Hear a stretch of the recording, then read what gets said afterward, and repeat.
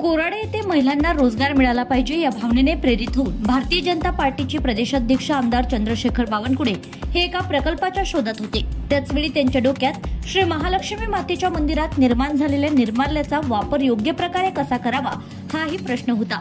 या संदर्भात बावनकुळे यांनी स्वयंसिद्ध उद्योजकता विकास अभियानाचे अध्यक्ष किरण पातुरकर आणि संयोजिका डॉक्टर मोनिका उमक यांच्याशी चर्चा केली। या चर्चेदरम्यान किरण पातुरकर यांनी निर्माल्यापासून अगरबत्तीची संकल्पना बावनकुळे यांना सुचविली। नंतर या संदर्भातील बैठक महिला बालविकास मंडळाचे अधिकारी आणि जिल्हाधिकारी यांच्या सोबत घेण्यात आल्या। प्रोजेक्ट रिपोर्ट तयार झाला। शासनाने नाविन्यपूर्ण योजनेतून पैसा उपलब्ध करून दिला। या प्रकल्पातील महिलांना प्रशिक्षण देण्याचं काम स्वयंसिद्ध उद्योजकता विकास अभियान करणार आहे। तसेच या प्रकल्पाला बायबॅक गॅरंटी सुद्धा दिली आहे।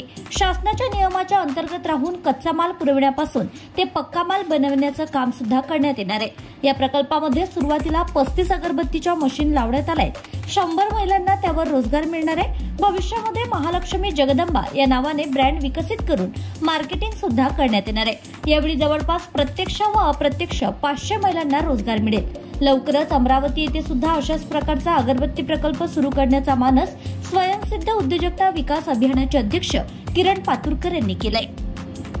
Bureau report RC news.